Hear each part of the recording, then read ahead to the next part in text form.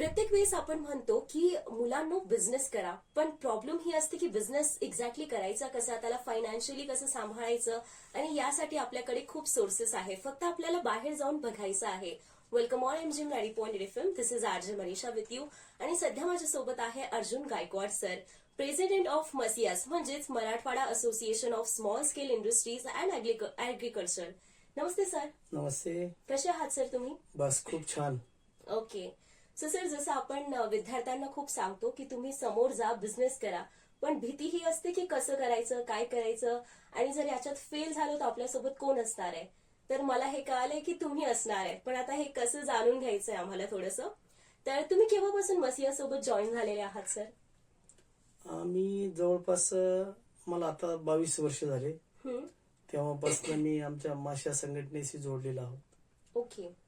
आम्ही मासियामध्ये मागच्या 22 वर्षामध्ये वेगवेगळ्या पदावर काम केलं. जसं की ट्रेझरर असेल, जॉईंट सेक्रेटरी असेल, सेक्रेटरी असेल. नंतर मागच्या आमच्या 9 एक्झिबिशन पैकी 7 एक्झिबिशन मध्ये मी प्रत्यक्ष फील्डवर काम केलं इन्फ्राचं. ओके. नंतर उपाध्यक्षाचं 2 वर्षे काम केलं अध्यक्ष होण्यापूर्वी. तर असा हा प्रवास जवळपास आमचा 22 वर्षाचा आहे. यामध्ये मग उद्योगामध्ये येणाऱ्या अडचणी, मग उद्योग म्हणजे फक्त प्रोडक्शन नसतं किंवा एखाद्या जॉबवर काम करणं नसतं. त्याच्यासाठी त्यांना वेगवेगळ्या खूप मोठ्या लायसन्सच्या प्रोसेस असतात सुरुवातीला. जसं की जर मला एखादा उद्योग टाकायचा आहे तर मला गव्हर्नमेंटच्या वेगवेगळ्या कंप्लायन्सेस कंप्लेंट करावं लागत्या. ज्यामध्ये पहिलं असतं की मला जो उद्योग करायचा आहे तिथं ते ग्रामपंचायतची NOC लागते. त्याच्यानंतर मग मला एक जिल्हा उद्योग केंद्राचं परमिशन घ्यावं लागते. एक प्रायमरी 1 वर्ष 6 महिने ते पूर्वी होतं, आता ते बंद झालं. तर डायरेक्ट उद्योग आधार आलं. पण डायरेक्ट ते घेतल्यानंतर मग तुम्हाला शॉप टॅक्सचं लायसन काढावं लागतं. ते झाल्यानंतर मग तुम्ही स्वतःचा उद्योग करण्यासाठी कुठेतरी जागा शोधावं लागते. जागा शोधल्यानंतर मग तुम्ही जो उद्योग करणार आहेत त्या उद्योगाला कोणत्या मशिनरीज लागणार आहेत. मग त्या मशिनरी आपल्या इथं लोकलला मिळतात का भारतात मिळतात की बाहेर देशात मिळतात. मग इथून उद्योगाची सुरुवात होती खरं. मग ह्या 22 वर्षामध्ये मी मासियाबरोबर असताना त्यातले आम्ही 2014 पासून स्किल डेव्हलपमेंट मध्ये काम केलं. मग बरेच आम्हाला असं लक्षात आलं की आपल्याकडे उद्योजक होण्यासाठी कुठल्याही प्रकारचं शिक्षण दिलं जात नाही. जसं की मला डॉक्टर व्हायचं आहे, मला MBBS करता येतं, मला MD करता येतं. समजा इंजिनियर व्हायचंय मला, तर इंजिनिअरिंगचं मग सगळं शिकवलं जातं. परंतु जगात असं कुठं नाहीये की एखाद्याला उद्योजक व्हायचं आहे आणि त्याला त्याचं शिक्षण दिलं जातं. Very true. तर ते शिक्षण जगात जरी नसलं तरी आमच्या मासियामध्ये स्किल डेव्हलपमेंटच्या अंतर्गत ते उद्योजक कसा बनवायचा, कसा घडवायचा, त्यासाठी आम्ही मागच्या म्हणजे जवळपास 10-11 वर्षापासून स्किल डेव्हलपमेंट अंतर्गत हे काम करतोय. ओके. आणि मागच्या कोरोनानंतर, स्पेशली कोरोनानंतर जास्त आम्ही त्या स्किल डेव्हलपमेंट मध्ये मुलांवर काम केलेलं आहे. ते मी पुढे आपल्याला सांगेलच. येस, तुम्ही मसियाचा रोल आम्हाला क्लिअर केलाय. त्यासोबत मला जाणून घ्यायचंय की आता सध्या जो आपला एक्सपो झाला होता 2026, याची खूप मोठी सक्सेस झाली आहे. तर याचं काय विजन होतं, कसा प्लॅन होता, आणि त्या प्लॅनला कसं तुम्ही प्लॉट केलं होतं, ह्या सर्व सिच्युएशन बद्दल सांगा पहिले तर. खरं तर कुठलंही काम करायचं किंवा कुठलाही प्रोजेक्ट करायचा त्याला एक टार्गेट असतं. ओके. मी जरी ह्या वर्षी अध्यक्ष असलो, माझ्या काळात जरी एक्सपो असला तरी पण मी याच्यावर मागच्या म्हणजे 2010 पासून मी हे एक्सपो कसा असतो, एक्सपो साठी काय काय गोष्टी लागतात हे बघत होतो. आणि मी ज्यावेळेस अध्यक्ष म्हणजे अध्यक्ष झालेलो नव्हतो मी त्यावेळेस, तेव्हा आम्ही ऑक्टोबर 2024 मध्ये याचं काम चालू केलं होतं. आणि आमचा एक्सपो होता जानेवारी 2026 मध्ये. म्हणजे साधारणतः 18 महिने अगोदर आम्ही याच्यावर वर्कआउट करत होतो. सुरुवातीला पहिलं त्याचं एकदा लेआउट बनवला. लेआउट मग आम्ही आमच्या कोर कमिटी समोर ठेवला. मग त्याच्यात खूप चेंजेस झाला. आम्हाला लेआउट फायनल करायला जवळपास 4-5 महिने लागले. मग तो लेआउट फायनल झाला. त्याच्यानंतर मग त्याचं प्रत्यक्ष आता लोकांसमोर जायचंय आपल्याला. आम्ही एक्सपो करतोय जानेवारी 26 मध्ये. तर मग आपलं मार्केटिंग कसं असलं पाहिजे, आपण स्टॉलचं टार्गेट किती ठेवायचं, त्याच्यासाठी व्हिजिटर कुठून येणार आहेत, एक्झिबिटर कुठून येणार आहेत, आणि तो कोणत्या लेवलचा असला पाहिजे, आपला लोकलचा असला पाहिजे, नॅशनलचा असला पाहिजे की इंटरनॅशनल असला पाहिजे, हे आम्ही तेव्हा ठरवलं. मग त्याच्याप्रमाणे आमचं पहिलं टार्गेट होतं की आम्ही 2023चा एक्सपो केला. त्यामध्ये जवळपास आमच्याकडे 650 स्टॉल होते आणि 1,73,000 लोकांनी त्यासाठी व्हिजिट केली होती. परंतु मला वेगळं करायचं होतं की मला हा एक्सपो इंटरनॅशनल लेवलला न्यायचा होता. तर तो एक्सपो इंटरनॅशनल लेवलला न्यायचा म्हणजे काय करायचं, तो इंटरनॅशनल लेवलला नेताना मग आम्ही इंटरनॅशनल लेवलच्या एक्झिबिटरचा क्रायटेरिया काय काय आहेत, मग आम्ही ते शोधलं. तर आमच्या बऱ्याच गोष्टी लक्षात आल्या की आम्हाला त्या एक्सपो साठी लँड पाहिजे होती. मग आम्ही लँड त्या औरिक मधनं घेतली. म्हणजे महाराष्ट्र शासनाने जवळपास 60 एकर जमीन जी आहे ती फक्त इंटरनॅशनल एक्सपो घेण्यासाठी ठेवलेली आहे. मग ती सँक्शन करून घेतली त्यांच्याकडनं. मग स्टॉल बुकिंग करायची, तर स्टॉल किती बनवायचे, मग आम्ही ठरवलं की 1200 स्टॉल करायचे. मग 1200 स्टॉल प्रमाणे आम्ही सगळं प्लॅनिंग केलं. ते 1200 स्टॉल करत असताना फक्त 1200 स्टॉल म्हणजे एक्सपो नसतो. मग त्याच्यासाठी आम्हाला ब्राउचर शोधावं लागले. मग वेगवेगळ्या विभागाच्या सगळ्या परमिशन अगोदर घ्यावं लागल्या आम्हाला. मग त्याच्यासाठी काय लागणार आहे, तर जिथं जे एक्झिबिटर येणार आहेत त्यांना मग त्या एक्झिबिटरला त्यांचा इथे येण्याचा फायदा काय. शेवटी हा बिझनेस ओरिएंटेड एक्सपो असतो. यात त्या एक्झिबिटरला काय फायदा झाला हे महत्वाचं असतं. मग त्या एक्झिबिटरला आम्ही एमएसएमईच्या पोर्टलवर रजिस्ट्रेशन करायचं ठरवलं का त्यांना त्यात सबसिडी मिळावी. मग ते रजिस्ट्रेशन केलं. मग एक्सपोची आमची जुनी वेबसाईट होती तिला आम्ही अपडेशन केलं. मग आम्ही काय काय करणार त्या एक्सपोच्या वेबसाईटवर आम्ही अपलोड करायचं. त्याच्यानंतर सगळ्यात महत्वाचं की आम्ही ज्यावेळेस एप्रिलमध्ये अध्यक्ष झालो त्यावेळेस पहिले कन्व्हेनर ठरवले. मग कन्व्हेनर ठरवल्यानंतर मग एक टीम फॉर्म केली. त्याच्यासाठी जवळपास 65 लोकांची ती टीम होती. मग त्या टीमला काम म्हणजे ते कोणत्या टीमनी किंवा कोणी काय करायचं त्याचं मग आम्ही एक हे बनवला, चार्ट बनवला, कोणी काय करायचं त्याच्यामध्ये. मग आमची जी मशाची स्टाफ होती त्यांनी कोणी काय काम करायचं ते काढलं. मग त्याच्यासाठी पुन्हा डिझाईन बनवण्यात आलं सगळं की हे सगळं एक्सपो कसं दिसणार आहेत. मग त्याचं गेटचं डिझाईन कसं असलं पाहिजे, त्याला वॉशरूम कशा इंटरनॅशनल लेवलच्या असल्या पाहिजे, तिथं मध्ये गार्डनिंग कसं असलं पाहिजे. त्याच्यानंतर एक्सपोच्या हॉल खूप मोठे मोठे होते. आपण बघितलं असं जवळपास 40 बाय 100 मीटरचे हॉल होते. मग तिथं एअर पर्क्युलेशन व्हावं, मग तिथं हवे सिस्टीम कशी असली पाहिजे, त्याला नंतर इव्हेंट मॅनेजमेंटचं त्याला लोक कुठून आणायचे विद्यार्थी. मग आम्ही आपल्या बऱ्याच कॉलेजशी संपर्क केला. तिथे जवळपास 400-500 मुलं आम्ही जमा केले. तुम्ही बघितलं असलं एक्सपो ते होते. नंतर मग हे सगळं करत असताना अजून एक एरिया आला की ह्या एक्सपोला आमच्या माहितीनुसार 4 लाख लोकांच्या आसपास येतील सगळे. मग ह्या लोकांचं येण्या जाण्याचं काय, त्यांना इथं आल्यानंतर त्यांना खाण्यापिण्याचं काय, त्यांना इमर्जन्सी काही आरोग्याविषयी प्रॉब्लेम आला तर मग ते पुन्हा आरोग्याचं हॉस्पिटल काय, ते सगळं आम्ही एकदम अपडेट करतो. मग त्यांना पाणी पिण्याची व्यवस्था काय, त्यांना बॅचेस कसे द्यायचे. त्याच्यानंतर ते झाल्यानंतर मग हे सगळं होत असताना आपल्याला हाऊसकीपिंग एक विषय असतो. हे सगळं स्वच्छ दिसायला पाहिजे, मग घाण होऊ नये. त्याच्यासाठी पण मग आम्ही हाऊसकीपिंगची पण एक टीम निवडली. बरं, हे सगळे लोक येणार आहेत, मग त्यांची पार्किंगची व्यवस्था काय, ते पार्किंग कुठं करणार, तिथून मग त्यांना यायला किती वेळ लागणार. तर दूर पार्किंग असेल तर त्या पार्किंग पासून पुन्हा एक्झिबिशन स्थळापर्यंत यायला मग पुन्हा बसची व्यवस्था. नंतर पुन्हा हे सगळं चालू असताना आपल्याला ह्या एक्सपोचं ब्रँडिंग कसं करायचं हा महत्वाचा एक विषय होता.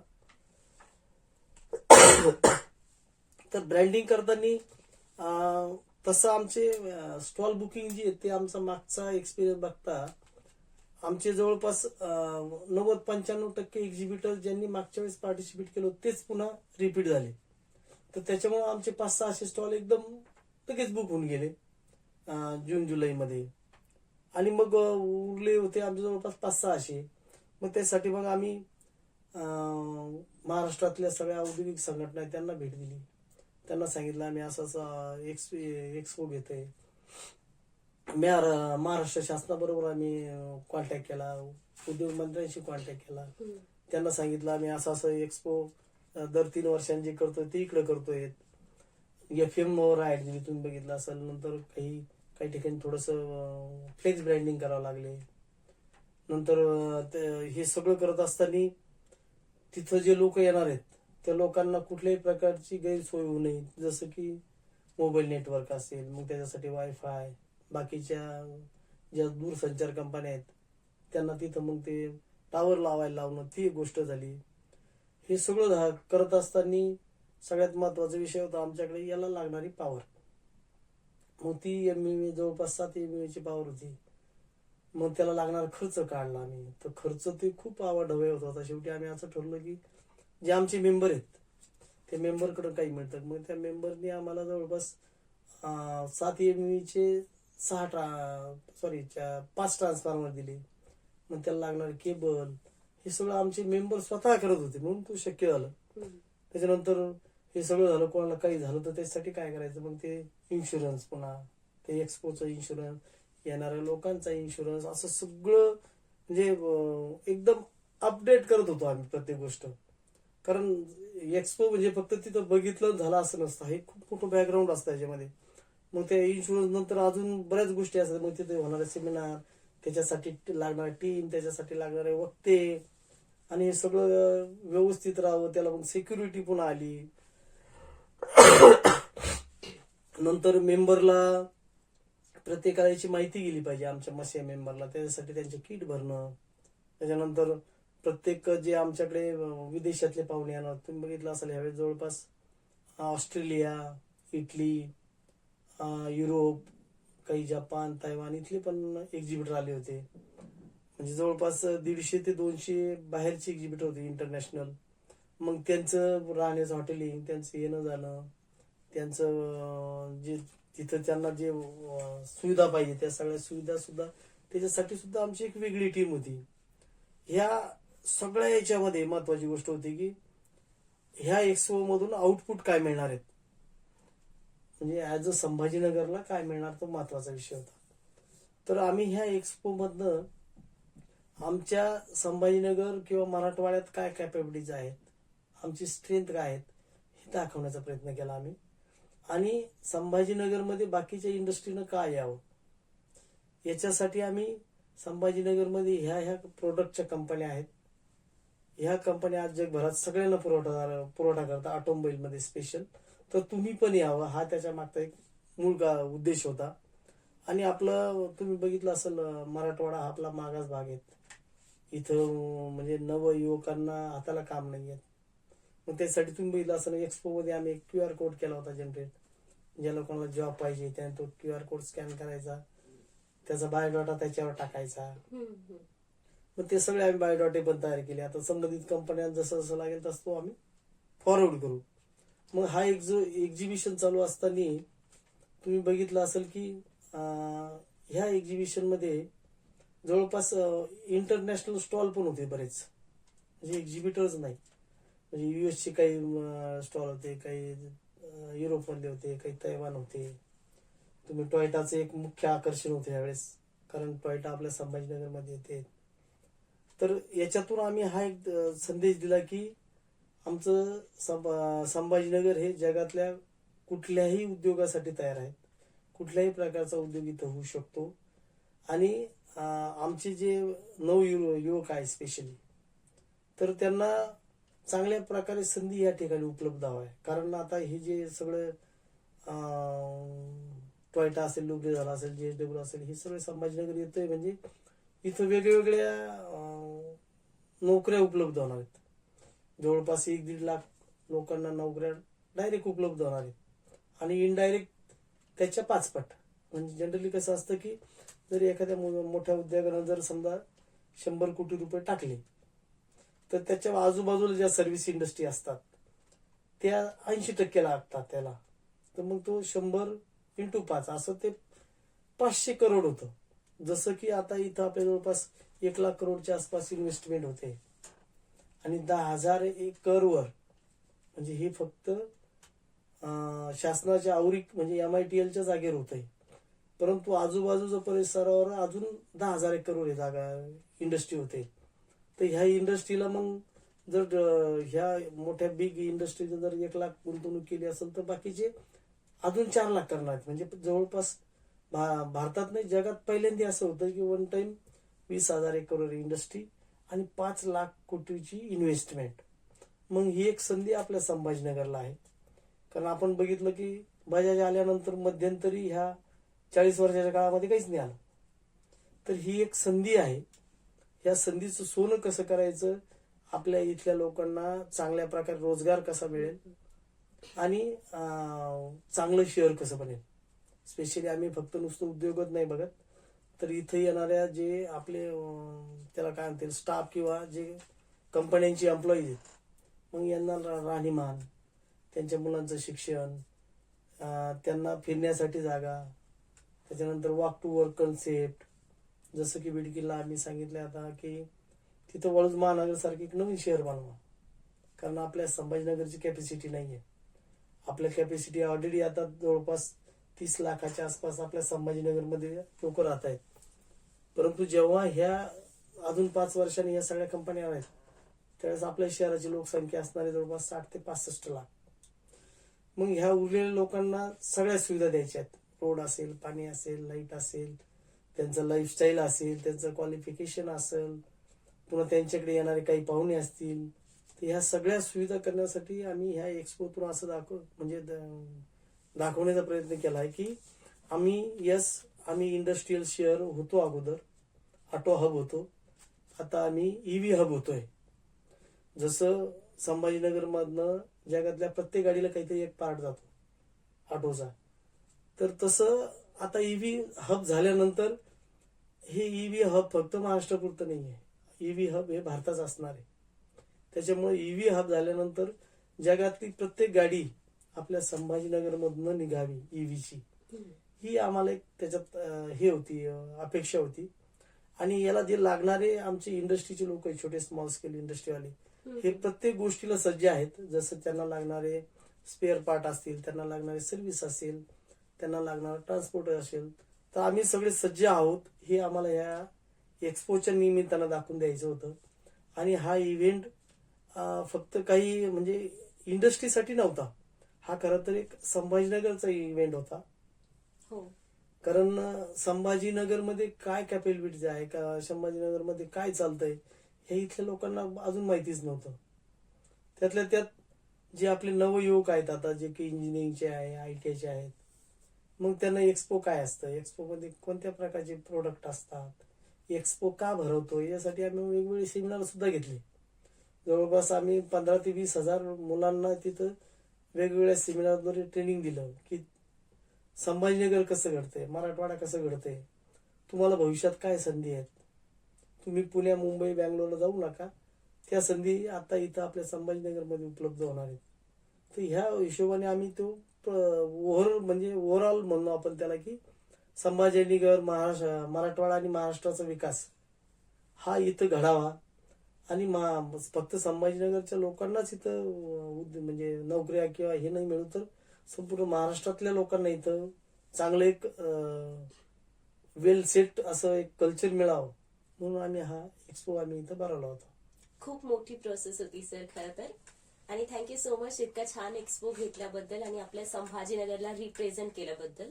सोबतच मला जाणून घ्यायचंय की मराठवाड्यात जास्त उद्योग यावेत यासाठी मसिया काय करत आहे आणि स्मॉल स्केल बिझनेसला कशी हेल्प होती आहे. आता मराठवाड्यात उद्योग यावा यासाठी मसिया काय करते हे सांगण्यासाठी मला वाटतं खूप वेळ लागेल. मी थोडक्यात सांगतो की कुठली इंडस्ट्री अशी सहज येत नाही कुठं पण. पैसे आहे चला इथं लगेच आपण जागा खरेदी करून तिथं प्लांट चालू असं नसतं. एक इंडस्ट्रीला हेल्थी वातावरण लागतं की तिथं त्याला लाईट सहज उपलब्ध झाली पाहिजे, तिथं कोणी त्यांना त्रास दिला नाही पाहिजे, काही राजकीय नसला पाहिजे, काही त्याला आपण काय म्हणतो, त्याला असभ्य काही गोष्टी त्या तिथं व्हायला नको. तिथं काम करणाऱ्या लोकांना कुठल्या प्रकारचा त्रास नको व्हायला. ट्रान्सपोर्टेशन चांगलं असलं पाहिजे. तिथं काम करणाऱ्या लोकांना हेल्थी वातावरण असलं पाहिजे. म्हणजे कोणाच्या दबावाखाली चालून इंडस्ट्री येत नसते. हो. तर ऍज अ माश्या म्हणून आम्ही हे काम करतो की कुठल्याही इंडस्ट्रीला समजा वाटलं की मला संभाजीनगरला यायचंय, तर आम्ही त्या इंडस्ट्रीला पहिले हे सांगतो की तुम्हाला इथं कुठल्याही प्रकारचा त्रास होणार नाही, कुठल्याच नाही. म्हणजे लाईटची समस्या असेल तुम्ही आम्हाला सांगा, आम्ही MSCDC कॉन्टॅक्ट करून तुमचा तो लाईटचा इश्यू संपवू. जागेचा काही प्रॉब्लेम असेल तर आम्ही शासनाशी डायरेक्ट पत्रव्यवहार करतो. तुम्ही आम्हाला सांगा अशी जागा आहे, आम्हाला इथं पाहिजे, आम्ही डायरेक्ट शासनाशी पत्रव्यवहार करतो. आणि त्यांना समजा काही लेबरचा इश्यू असेल, म्हणजे आता मला सांगायला आवडेल की टोयोटाला जवळपास आपण 450 ITI विद्यार्थी दिले, 80-90 जवळपास इंजिनिअरिंग विद्यार्थी वेगवेगळ्या माध्यमातून दिले. तर ह्या गोष्टी ज्या आहेत, ह्या इंडस्ट्री यावा म्हणून जे तुम्ही म्हणता की मशीनी काय म्हणजे कोणत्या प्रकारचं मदत करते, तर मदत म्हणण्यापेक्षा एक इंडस्ट्रीचं एक हेल्थी वातावरण राहावं. कारण तुम्हाला माहिती आहे की जगात ज्यांनी ज्यांनी इंडस्ट्रियलायझेशन स्वीकारलं अशाच राज्याचा आणि देशाचा विकास झालेला आहे. फक्त अग्रीवर काही होत नाही, कारण माझ्याकडे स्वतःकडे 25 एकर मला माहिती काय होतं. मी आयुष्यभर जमीन कसून बघितली, सगळं करून बघितलं, पण शेवटी इंडस्ट्री आल्यावरच काय व्हायचं ते झालं. तर ज्यांनी ज्यांनी इंडस्ट्री अंगीकारली अशा सगळ्यांचा आतापर्यंत प्रोग्रेस झालेला आहे. आणि आपल्याला जो मागासपणाचा जो धब्बा लागलेला आहे मराठवाड्याला, की मराठवाडा मागास आहे, तिथं पाणी नाही, हे नाही, ते नाही, तो बेसिकली आम्हाला ऍज अ मास्या म्हणून पुसून काढायचं की आम्ही कुठल्याही प्रकारची मागास नाहीये. इंडस्ट्रीने यावं, एकदम स्वच्छ त्यांना सगळं वातावरण इथं मिळेल, त्यांना स्किल मॅन पॉवर मिळेल. त्याच्यासाठी सुद्धा आम्ही मशिया स्किल डेव्हलपमेंट अंतर्गत काम करतो. त्यांना जे जे लोक पाहिजे ते उपलब्ध करून देतो. म्हणजे त्यांना समजा काही ट्रान्सपोर्टेशनची व्यवस्था असेल, त्यांना कुठं रोडची कनेक्टिव्हिटी असेल, तर त्याचा पाठपुरावा आम्ही आमच्यातर्फे शासनाकडे करतो आणि त्यांना ते उपलब्ध करून देतो. अशा एक नाही अनेक गोष्टी आहेत की समजा त्यांचा इंटरनल जरी काही प्रॉब्लेम झाला तरी आम्ही त्याच्यात इंटरफेअर करतो आणि तो प्रॉब्लेम सॉल्व्ह करतो. तर अशा एक नाही अनेक गोष्टीला मस्या इंडस्ट्रीचं चांगलं हेल्थी वातावरण राहावं मदत करते मागच्या जवळपास 48 वर्षापासून. ओके. आणि स्मॉल स्केल इंडस्ट्रीजला कशी हेल्प होती मसियाकडून? आता स्मॉल स्केलला इंडस्ट्री आमची बेसिकली स्मॉल स्केल इंडस्ट्रीचीच ऑर्गनायझेशन आहे, ज्याच्यात की काही लोकांकडे एक मशीन आहे, 2 मशीन आहेत. म्हणजे आमच्याकडे तुम्ही बघितलं तर 10 लाखापासून ते 10,000 करोड पर्यंतचे मेंबर आहेत. अच्छा. तर बेसिकली छोट्या मायक्रो स्मॉलला काय असतं की त्याला तो उद्योग तो उभारतो पण त्याला काम मिळत नाही. म्हणजे इंडस्ट्रीमध्ये सक्सेस नाही होण्याचं सगळ्यात मोठं कारण तेच आहे की कारण सगळ्यांकडे पैसे असतात, सगळ्यांकडे सगळं करत असतं, पण काम तर मिळालं पाहिजे. मग ते काम देण्याचं काम मस्यातर्फे होतं. या मायक्रो स्मॉल इंडस्ट्री आहेत त्यांना मग आम्ही वेगवेगळे मोठ्या मोठ्या कंपन्यांची B2B मीटिंग घेतो, त्यांना त्यांची व्हेंडर्स मिळून देतो. नंतर त्यांना काही क्वालिटी शिक्षण लागत असेल, समजा इंडस्ट्रीला आता आम्ही जसं की लीन क्लस्टर चालू आहेत आमच्याकडे, तर मायक्रो स्मॉलला जनरली एक्सपोर्टसाठी खूप अडचणी असतात. मग त्यांना ISO लागतं, त्यांना कंपनीचं जागतिक लेवलचं इन्फ्रास्ट्रक्चर लागतं. मग त्यासाठी आम्ही लीन सारखी एक संकल्पना आहे गव्हर्नमेंट ऑफ इंडियाची, ती इम्प्लिमेंट करतो. मग ते एजन्सी येऊन तिथं काय काय लागतं त्या इंडस्ट्रीला छोट्या मायक्रोला, मग तिथं पार लेआउटपासनं, त्याचं क्वालिटीपासनं, त्याच्या प्रोडक्शनपासनं, क्वांटिटीपासनं, नंतर तिथल्या लोकांचं जे प्रशिक्षण आहे ते प्रशिक्षण, म्हणजे तुम्ही फक्त कॉलेजमध्येच शिकता असं काही नसतं, आमच्या इंडस्ट्रीमध्ये पण शिकता. शिक्षण हा जीवनाचा भाग आहे. तर मग अशा प्रकारचं काम आम्ही त्या मायक्रो आणि स्मॉल उद्योजकांबरोबर करतो. त्यांचे छोटे छोटे प्रॉब्लेम असेल, लाईटचे असेल, काही रोडचे असतील, अजून खूप असंख्य प्रॉब्लेम असतात, इंटरनल युनियनचे असतील, कोणी जाऊन कोणी दमदाटी देत असेल तर त्यासाठी आमचं मशाचं हेल्प डेस्क आहेत. त्याचं तसं कोणी असेल तर आमचे 50 लोक तिथं लगेच हजर होतात. त्याच्यामुळे ते छोट्याला थोडंसं म्हणजे दडपण राहत नाही, मग तो निवांतपणे ते काम करतो. हो. तर असे खूप प्रकारचे काम असे आमच्या मायक्रो आणि स्मॉल लोकांसाठी काम करत असतात नेहमी. आणि जसं तुम्ही म्हटले की स्किल डेव्हलपमेंटवर जास्त काम सुरू आहे सध्या, तर हे जे सेंटर आहे हे कसं हेल्प करतं आणि काय नवीन कोर्सेस तुम्ही ऍड करणार आहेत? हा स्किल डेव्हलपमेंटचा विषय फार मोठा आहे खरं तर. हम्म.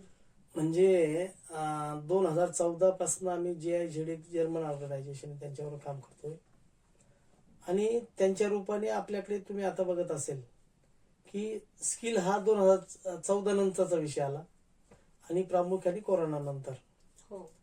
तर हे स्किल म्हणजे नेमकं काय हे कोणालाच कळत नाही. हम्म. मग ते स्किल म्हणजे नेमकं काय, तर स्किल म्हणजे एकदम साधं आहे की माझ्यात जे सुप्त गुण आहेत त्या गुणांना फक्त मोकळ्या प्रमाणात वाव देणं आणि ते प्रत्यक्षात आणणं, एकदम सिंपल आहेत. स्किल तुम्हाला असं सांगून किंवा हे करावं त्यासाठी तुम्हाला हो. अनुभव घ्यावा लागतो. मग त्या स्किलमध्ये आम्ही मागच्या म्हणजे 10-11 वर्षापासून वेगवेगळ्या ITIs जे आहेत स्पेशली त्या ITIच्या विद्यार्थ्यांना इंडस्ट्रीमध्ये आणतो. त्यांना कंपनी काय असते, त्या कंपनीचं कल्चर काय असतं, कारण कंपनीचं कल्चर वेगवेगळ्या देशातल्या कंपन्यांचं कल्चर वेगळं असतं. हम्म. जसं की जपानी टॉयटा त्यांचं कल्चर वेगळं, कोरियन वेगळं, US असेल US वेगळं, इंडियन असेल तर वेगळं. कारण कंपनी कल्चर म्हणजे त्याच्यात खूप नॉर्म्स असतात. टाइम मॅनेजमेंट, पीपल मॅनेजमेंट, त्याच्यानंतर तुम्हाला सांगतो त्याचा मधला लेआउट, त्याची शिस्त, या खूप खूप म्हणजे वेगवेगळ्या प्रकारच्या असतात. तर होतं काय जनरली की आम्ही ज्यावेळेस स्किलवर काम करतो तर आम्ही माझ्याकडे म्हणजे हे डिपार्टमेंट मागच्या 14 वर्षापासून मी सांभाळतोय. त्याच्यामध्ये कौशल्य म्हणजे स्किलवर मी बऱ्यापैकी जे आपले ITचे मुलं आहेत, इंजिनिअरिंगची मुलं आहेत, ह्या मुलांना मी जवळपास आमच्या माझ्यातर्फे जवळपास 12,000 मुलांना वेगवेगळ्या कंपन्यांमध्ये जॉब दिले आतापर्यंत. त्याच्यानंतर जे शॉर्ट टर्म कोर्स आहेत काही UGT ऑन जॉब ट्रेनिंग, त्या मुलांना सुद्धा आम्ही आमच्या कंपन्यांमध्ये आणून 2-2, 3-3 महिने ट्रेनिंग देतो. त्याच्यानंतर कोरोना नंतर ITच्या मुलांसाठी स्पेशली ते याच्यासाठी की मी पण IT आहेत, मला माहिती आहे ITचं काय असतं. मग आम्ही ज्यावेळेस स्किलमध्ये मोठ्या प्रमाणात काम करायचं ठरवलं माननीय प्रधानमंत्री मोदी साहेबांनी आणि सगळ्या इंडियाने की स्किल इंडिया म्हणजे आता आपला भारतामध्ये जवळपास 35 ते 40 करोड युवक आहेत. यांच्या हाताला काम का कसं मिळेल, तर त्याच्यासाठी स्किलची योजना आहे. कारण यांना जर हाताला काम नाही मिळालं तर बेरोजगारीचं प्रमाण वाढेल, विनाकारण इतर गोष्टी वाढतील. मग त्या दृष्टीनं आम्ही एक अजेंडा बनवला. 2020 मध्ये आम्ही जर्मनीला गेलो होतो की तिथे एज्युकेशन सिस्टीम काय स्किलमध्ये. आम्ही बऱ्याच देशाचं ठरलो पण आम्हाला ते आवडलं की तिथं DST ट्रेनिंग आहेत, 12 ट्रेनिंग सिस्टम. जसं की ज्याच्यात 2 वर्षाचा कोर्स आहे एखादा समजा, तर त्याच्यातला 1 वर्ष त्याने थेरॉटिकल करायचं आणि 1 वर्षानंतर कंपनीत प्रॅक्टिकल करायचं डायरेक्ट, जसं रेग्युलर काम करतात तसं. मग आम्ही ह्या विद्यार्थ्यांना काय करतो, 1 वर्षाचं त्याचं थेरॉटिकल झाल्यानंतर त्यांना आमच्या तिकडे आणतो. DST ज्यांचे अग्रीमेंट झाले त्या ITचे त्या ट्रेडची मुलांना. मग तिथं आम्ही कंपनीचा क्वालिटीवाला माणूस बोलवतो, त्याच्याकडनं त्याला ट्रेनिंग देतो. HR वाला बोलवतो, ह्युमनचे कसे नियम असतात ते शिकवतो. त्याच्यानंतर प्रोडक्शनवाला बोलवतो, प्रोडक्शनचे कसे नियम असतात, कशी क्वालिटी असते, कसं प्रोडक्शन करायचं ते शिकवतो. एक व्हर्बल 4-5 दिवसाचं ट्रेनिंग देऊन मग त्यांना आम्ही कंपनीमध्ये पाठवतो. मग कंपनीमध्ये गेलं का प्रायमरी पुन्हा मग तिथं कंपनी थोडंफार ट्रेनिंग सेफ्टी रिलेटेड काही असेल ते शिकवता, मशीन हँडलिंग कशी करायची ते पण शिकवता. आणि मग 1 वर्षानंतर ते 1 महिन्यानंतर त्याला मग डायरेक्ट मशीनवर ऑन जॉब करायला लावता. आणि मग तो एकदा ही महिन्यामध्ये शिकल्यामुळे त्याला थोडासा कॉन्फिडन्स येतो, तो मग मशीनवर डायरेक्ट काम करतो. तो डायरेक्ट काम केल्यामुळे होतं काय की त्याची कॉन्फिडन्स लेवल वाढते. तो तेच कारण त्या पिरियडमध्ये त्याला स्टायपंड वगैरे काही नसतं, तो त्याच्या ट्रेनिंगचा पार्ट असतो. मग त्याला प्रॅक्टिकल काम करायला मिळतं तिथं. आणि जे कंपनीमध्ये आज चालू आहेत तेच बघायला मिळतं. ITमध्ये कसं कधी जरी जुनं मशीन असतं, 10-15 वर्षापूर्वीचा सिलेबस असतो, पण कंपनीत आल्यामुळे काय त्याला आज काय चालू आहे जगात हे प्रत्यक्ष बघायला त्याला तिथं भेटतं. आणि मग तो एकदम स्किल्ड होऊन जातो. कारण समजा जर टर्नरचा असेल तर तो CNC वर टर्निंग काम करू शकतो, ग्राइंडरवर ग्राइंडिंगवर करेल, मेकॅनिकलचा असेल तर मेकॅनिकल करेल, फिटर असेल तर फिटरमध्ये करेल. तर असं प्रकारचं आम्ही हे आयटीच्या मुलांसाठी काम करतो. आता डीएसटीची मुलं आहेत, टोयल ट्रेनिंग सिस्टमचे. मागच्या वेळेस आमचा इंटेक होता जवळपास 5 ITI म्हणून 392 मुलं.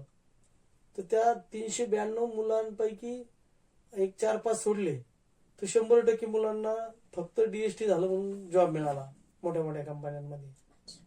तो असा हा एक प्रकार होता. त्याच्यानंतर आम्ही एक वर्ल्ड बँक फंडेड प्रोजेक्ट केला होता स्ट्राईव्हचा. त्या स्ट्राईव्ह मध्ये आम्हाला फक्त 6 महिने मिळाले. 6 महिन्यामध्ये आम्ही फक्त 58 मुलं घेतली. ते ट्रेड पण आम्ही कोर्स डिझाईन केले होते. मग त्याच्यामध्ये वेल्डर असेल, वायरिंग असेल, हार्नेस असेंबली असेल, फिटर असेल, नंतर मेकॅनिकल मशिनिस्ट असेल. तर त्या 58 मुलांपैकी फक्त 2 मुलं सोडून गेली. बाकी 56 मुलं आज 40-50 हजार रुपये पगारशी इन्शुअर घेत आहेत. तर त्यांचं एक म्हणजे एक भविष्य जे किंवा त्याचं लाईफ जे ते ह्या प्रकारे मशिया स्किल डेव्हलपमेंट अंतर्गत खूप मोठ्या याच्यावर नेऊन टाकलंय. आता तुमच्या इंजिनिअरिंगच्या मुलांचा विषय आहे. तर इंजिनिअरिंगच्या मुलांना आम्ही जवळपास मागच्या वर्षीच आमच्याबरोबर जवळपास 35 कॉलेजेस जे फायनल इयरचे स्टुडंट असतात आम्ही त्यांना एक लाईव्ह प्रोजेक्ट दिला होता. मग त्या लाईव्ह प्रोजेक्टमध्ये त्यांनी कंपनीचा जो लाईव्ह म्हणजे प्रॉब्लेम असेल तो सॉल्व्ह करून द्यायचा. मग त्याच्यासाठी त्याला जे जे लागतं ते त्या कंपनी देते. तर अशी टीम असते 5-10 मुलांची. मग त्यांनी त्या प्रोजेक्टवर काम करायचं आणि ते ओके करून द्यायचं. मग त्याचा एक प्रोजेक्ट पण होतो त्या मुलांना. त्या कंपनीची थोडीशी माहिती पण होते, कंपनीत जायला पण भेटतं आणि ते प्रोजेक्ट सक्सेसफुली संपवला. त्या प्रोजेक्टवर जवळपास सगळ्या मुलांचे मोठ्या मल्टीनॅशनल मध्ये त्यांना चांगल्या प्रकारचे पॅकेज मिळाले. आणि अशा प्रकारे आमच्या मशियाच्या स्किल डेव्हलपमेंट सेंटरमध्ये जवळपास आम्ही म्हणजे 12,000 मुलांना वेगळ्या प्रकारे ट्रेनिंग देऊन जॉबला दिलंय आणि अजून पण ते चालू आहेत. पुढे भविष्यात सुद्धा आम्ही आता मोठ्या प्रमाणामध्ये वेगवेगळ्या आयटी आणि याला कॉलेजेसला बरोबर घेऊन आम्ही मोठा प्रोजेक्ट करणार. तर सर सोबतच जेव्हा तुम्ही जॉईन केलं होतं मसियाला तेव्हा काही प्लॅन्स केले असणार आहे आणि इम्प्लिमेंटेशन झालं असणार आहे. अजून काही बाकी आहेत का आणि अजून समोर काय करणार आहे? आता प्लॅन म्हणण्यापेक्षा मी ज्या क्षेत्रातून आलो तो म्हणजे माझं काय बॅकग्राऊंड इंडस्ट्रीचं नव्हतं, शेतकरी होते. म्हणजे नोकरीसाठी सुद्धा म्हणजे नोकरी मिळाली तरी खूप होतं असं होतं. परंतु मी ज्यावेळेस 90ला संभाजीनगर आलो तर त्यावेळेस प्लॅन करणं म्हणजे कसं, कुटुंबातून त्याला कोणीतरी शिकलेली व्यक्ती पाहिजे. त्याला कळलं तर तो पुढे ट्रान्सफर करेल ना, किंवा तुझा हा याच्यामध्ये तुझं चांगलं स्किल आहे, तू यात करिअर करू शकतो. तसं आमच्या याच्यात नव्हतं काही, म्हणजे माझ्या कुटुंबात काही नव्हतं. मी ज्यावेळेस इथं आलो तर मी 2-4 ठिकाणी अर्ज भरले, पण तिथं पैसे भरण्याची कॅपॅसिटी नव्हती. इंजिनिअरिंगला ऍडमिशन नाही भेटलं, नंतर डीएडला नाही भेटलं. शेवटी माझं टेक्निकल असल्यामुळं मला त्या आयटीआयला ऍडमिशन भेटलं. पण त्याचा फायदा असा झाला की आयटीआय मध्ये मला जे माझ्या लायकीचं काम होतं, म्हणजे मला जे पाहिजे होतं, मला ज्याची आवड होती मेकॅनिकलची, ती मला तिथे भेटली. मग ते करत असताना घरची परिस्थिती खूप खराब होती. तर मग ते आम्ही इथं राहायचो तर त्याचा खर्च कसा काढायचा. मग आम्ही वेगवेगळ्या कॅटरिंग वाल्याकडे जायचो, वेगवेगळे लाईट फिटिंगचे कामं करायचो, जे काम मिळेल ते करायचो. मग हे करत असताना मोठ्या मोठ्या लोकांची गाठ भेट व्हायची. एखाद्या जागा समजा लग्नात गेलो किंवा एखाद्या कार्यक्रमात गेलो तर मग ते लक्षात यायचं की हा इंडस्ट्रियलिस्ट आहे आणि त्याच्यामुळे हे सगळं करू शकतो. मग त्या लोकांशी थोडे संबंध म्हणजे विचारून त्यांना काय असते इंडस्ट्री वगैरे. आणि मी तेव्हा ठरवलं की यस, मला आता इंडस्ट्रियलिस्टच व्हायचं, मला आता नोकरी करायची नाही. मग मी म्हणजे 90 नंतर 4-5 वर्ष मी बजाटो ड्रायव्हर बऱ्याच कंपन्यात काम केले. आणि मग 99ला ज्यावेळेस माझं लग्न झालं त्यावेळेस मी नोकरी सोडली. ती पण सोडायची नव्हती, पण त्यांनी पगार दिला नाही वगैरे म्हणून सोडली. मग ते म्हणजे इंडस्ट्री टाकायची तर त्याच्यासाठी खूप मोठा म्हणजे संघर्ष होता माझ्याकडे, कारण पैसे नव्हते. पण ते घरदार विकून गावाकडचं शिव्या खाऊन सगळं मिळून ते 1,00,000-1.25 लाख काहीतरी आले. त्याच्यात मग एक मशीन घेतली, त्याच्यात खूप मोठ्या अटॅचमेंट बनवलं. मग इंडस्ट्रीची छोटी टूल रूम मधनं सुरुवात झाली. तर ती सुरुवात आजपर्यंत म्हणजे 4 कंपन्यांमध्ये झाली. म्हणजे टूल रूम, त्याच्यानंतर अनलिमिटेड प्रेशर डाय कास्टिंग, स्पेशल फिक्चर्स, त्याच्यानंतर तुम्हाला सांगतो वायरिंग हार्नेस, ट्रॅफिक सिग्नल जे की आम्ही ऑस्ट्रेलिया न्यूझीलंडला एक्सपोर्ट करतो. आता नवीन टूल मॉलचा नवीन कन्सेप्ट आहेत, त्याच्यामध्ये आतापर्यंत पोहोचलोय. तर असं प्लॅनिंग ठरवण्यापेक्षा काळानुरूप काय करतील आपल्याला बदल ते करावं लागतं. कारण मी ठरवतोय लाईफ टाईम मला असं असं करायचं, तर सगळं जग आपल्याबरोबर चालणार नाही, आपल्याला जगाबरोबर चालावं लागणार आहे. जगाला काय पाहिजे ते आपल्याला देता आलं पाहिजे, तर तुम्ही यशस्वी इंडस्ट्रियलिस्ट होता. स्पेशली हो. तुमच्या या जर्नीमधून तुम्ही आपल्या स्टुडंट्सला, यंगस्टर्सला काय सांगणार आहे, काय मेसेज देणार? आता त्याच्यासाठी स्टुडंटला तर एक सगळ्यात महत्वाचा विषय आहे की आता हल्ली स्टुडंटला काय वाटतं की मी आता इंजिनियर झालो का मला लगेच मोठं पॅकेजचा जॉब मिळाला पाहिजे आणि ते पटकन पैसे कमवून मी एकदम मोठा झालो पाहिजे. इंडस्ट्री तसं नाही होत. इंडस्ट्रीला एक वेळ द्यावा लागतो. तुम्ही बघितलं असेल टाटा बिर्लाचं तुम्ही नेहमी नाव घेता का, तर त्यांनी पिढ्यानपिढ्या घातलेल्या त्याच्यामध्ये. ज्यावेळेस कोणी इंडस्ट्रीमध्ये येतो तर त्यावेळेस त्याचं पहिलं त्याची जे आयुष्य आहे 20-25 वर्षाचं ते काम करण्याचं, ते त्याच्यात पहिली पिढी त्याच्यातच जाते. सुरुवातीला ते म्हणजे अपग्रेड करण्यात इंडस्ट्रीच्या दुसऱ्या पिढीला फायदा होत असतो जनरली. तर स्पेशली विद्यार्थ्यांसाठी मी सांगेल की त्यांनी तर पहिलं चांगलं आपण जे शिकतोय, जो कोणता विषय असेल, मेकॅनिकल असेल, कम्प्युटर सायन्स असेल, जो आवडीचा आहे तो विषय घेऊनच शिकायचा. आई वडील म्हणता किंवा हा म्हटला ह्याच्यात चांगला स्कोर म्हणून नाही शिकायचं. तुम्हाला यशस्वी व्हायचं असेल तर तुमचा आवडीचाच तुम्ही शिक्षण घेतलं पाहिजे. तुम्ही तुमच्या आवडीनुसारच उद्योग केला पाहिजे. जर एखाद्या विद्यार्थ्याला वाटलं की मला मला उद्योगच करायचा, तर आमच्याकडे त्यांच्यासाठी 24 तास दारे उघडे असतात. त्याचं कारण असं आहे की आता हे सगळे शिकतायत खूप. दरवर्षी 40-45 लाख विद्यार्थी बाहेर पडतात इंजिनिअरिंग आपल्या इथंच. तर यांना नोकरी मिळणं शक्य नाहीये, कारण गव्हर्नमेंटकडे इतके जॉब नाही आहेत, इंडस्ट्रीमध्ये पण इतक्या प्रमाणात जॉब नाही आहे. तर ह्यांनी मला असं वाटतं की त्यांनी नोकरी न करता स्वतःचा उद्योग उभा करावा. कारण नोकरीमध्ये तुम्ही बघितलं असेल वयाच्या 58 वर्षापर्यंत काम करायला लागतं. इंडस्ट्रीमध्ये तसं नाही. इंडस्ट्रीमध्ये तुम्ही पहिले 10 वर्ष मन लावून काम करा, पुढचा आयुष्य एकदम मजेत जगा. तर ह्या विद्यार्थ्यांना माझा स्पेशल संदेश आहे. आणि विद्यार्थ्यांनी असं एक त्यांच्या डोक्यात बाळकडू असतं खरं तर की मी पटकन पैसे कमवून मोठा होईल. पैशाने माणूस मोठा होत नसतो. पैसे हा विषय वेगळा आहे. काही काळानंतर ते पैसे जागेवर असतात, पण आपलं लाईफस्टाईल काय आहे, मला पण माझं कुटुंब आहे, मला पण माझं मुलं आहेत, माझे नातेवाईक आहेत, मला पण जगात राहायचंय. याच्यासाठी फक्त तुम्हाला पैशाने नाही होत काही गोष्टी, मग तुम्हाला त्याच्यासाठी वेळ पण द्यावा लागतो. तर नोकरीमध्ये वेळ मिळतो का नाही मिळत, तुम्हाला दररोज नोकरीवर जाणंच आहे. तसं इंडस्ट्रीमध्ये नसतं. आता मी 4 इंडस्ट्री टाकल्या आतापर्यंत, मी इथं बसलेलो आहे, पण तिकडे चालू व्यवस्थित. हा इंडस्ट्रीचा फायदा आहे. तर विद्यार्थ्यांनी म्हणजे स्पेशली असं ठरवायला पाहिजे आत्ताच की त्यांनी त्यांचे गोल आत्ता ठरवायला पाहिजे की यस मला माझ्या लाईफमध्ये हे व्हायचंय, मला याच्यात इंटरेस्ट आहे. मग त्याचा एक अनुभव घ्यावा लागतो. कुठली गोष्ट डायरेक्ट तुम्ही हे शिकला आणि ती चालू केली असं होत नाही. स्पेशली IT आणि कम्प्युटर सायन्स मुळे किंवा या आता जे आलेले AI आहे, मुलांच्या डोक्यात फार मोठं भूत घातलं की मी इतक्या फास्ट पैसे कमवू शकतो. परंतु काही गोष्टी प्रॅक्टिकलीच कराव्या लागतात. सगळ्यात महत्वाचं आहे, जर आपल्याला जेवायचंय तर त्याला ते शेतीची मशागत करावंच लागेल, तिथं पेरावंच लागेल, ते मोठं होऊन द्यावं लागेल, काढावं लागेल. ते झाल्यानंतर धान्य मिळणार, ते पुन्हा भरडून घ्यायला नाही, भाजणं खाणं तेव्हाच मिळेल. ते तुम्ही AI वर करू शकता, कम्प्युटरवर करू शकता का. तर अशा काही प्रॅक्टिकल गोष्टी आहेत. जशी की गाडी आहेत, गाडी इथून नाशिकला जायची तर ती अशी डायरेक्ट बटन दाबल्यावर जाणार नाही ना. त्यासाठी तुम्हाला तिथं बसावं लागेल, तुम्हाला प्रॅक्टिकली काय ते समजावं लागेल. तो असा एक प्रॅक्टिकली काय ते हे विद्यार्थ्यांनी लक्षात घ्यायला पाहिजे. हवेत ज्या गोष्टी त्याच्यावर जास्त विश्वास ठेवू नये. आणि भविष्यात त्यांना खरंच चांगलं घडायचं असेल तर माझ्याकडे 2-4 गोष्टी आहेत, त्या स्किलमध्ये त्यांनी म्हणजे अवगत करायलाच पाहिजे. जसं की माझ्याकडे क्रिटिकल थिंकिंग आहे सगळ्यात महत्वाचं, ज्याला आपण अवघड विचार म्हणतो. त्यांनी नेहमी अवघड विचार करायला पाहिजे. असं साधं नाही, हा मोबाईल बनला तर कसा बनला असेल, याच्यापेक्षा मी वेगळं काय करू शकतो. कारण उद्योगामध्ये तेच असतं, इतरांपेक्षा वेगळं असेल तर आपलं प्रोडक्ट चालतं, नाही तर चालत नाही. त्यासाठी त्याने नेहमी तो क्रिटिकल थिंकिंगचा विचार केला पाहिजे, नेहमी ऍक्टिव्हेट राहायला पाहिजे प्रत्येक गोष्टीमध्ये. आणि तुमचं कम्युनिकेशन फार महत्वाचं असतं.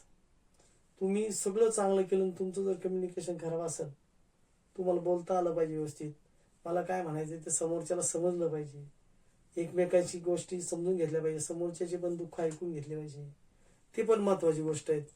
नंतर इतरांशी जुळून घेतलं पाहिजे, कारण तुम्ही माझ्या मताशी सहमत असाल असं काहीच नाही, मग ते पण कळालं पाहिजे. नंतर बाकीच्या ज्या दुसऱ्याच्या भावनिक बुद्धिमत्ता असतात, त्याला माझ्या ह्याच्यात काय उपयोग होऊ शकतो, किंवा त्याच्या भावनिक बुद्धिमत्तेशी मी कशा प्रकारे म्हणजे जुळून घेतलं पाहिजे, ते एक महत्वाचा विषय आहे. नंतर आपण बघतो बघा, साधे परीक्षेला आपण बसतो, सोपे प्रश्न सहज सोडवतो, परंतु अवघड प्रश्न जे असतात ते अवघड प्रश्न सोडवण्याचा प्रयत्न विद्यार्थ्यांनी करायला पाहिजे. नेहमी सोपं सोपं आलं लिहिलं संपलं असं नाही. क्लिष्ट प्रश्न आपण ज्याला म्हणतो, कॉम्प्लेक्स प्रॉब्लेम सॉल्व्हिंग, ते त्यांनी व्यवस्थित केलं पाहिजे. नंतर आपल्यात वैचारिक लवचिकता असली पाहिजे, म्हणजे नुसतं माझंच खरं असं म्हणून चालत नाही, ते पण ठेवायला पाहिजे. आणि मी मगाशी म्हटल्याप्रमाणे आम्ही ज्यावेळेस एमी एक्सपो केलं, तर त्यावेळेस त्यात सगळ्यात महत्वाचा पार्ट होता तो पीपल मॅनेजमेंटचा. हे पीपल मेन म्हणजे विद्यार्थ्यांनी शिकलं पाहिजे की लोकांचं व्यवस्थापन कसं असलं पाहिजे, त्याच्यात आपण कुठे फिट होतो, ते कसं मॅनेज केलं पाहिजे. मी मालक आहेत, मला माहिती आहेत ना लोक कुठे कुठे फिट करायला पाहिजे, तर ते व्यवस्थापन आपल्याला जमलं पाहिजे. त्याच्यानंतर हे सगळं करत असताना मला प्रत्येक क्षेत्रात असं यश येत नाही बघा, मी ठरवलं नाही मला हे करायचं येईल त्याची काही गॅरंटी नसते, तो एक माझा प्रयत्न असतो.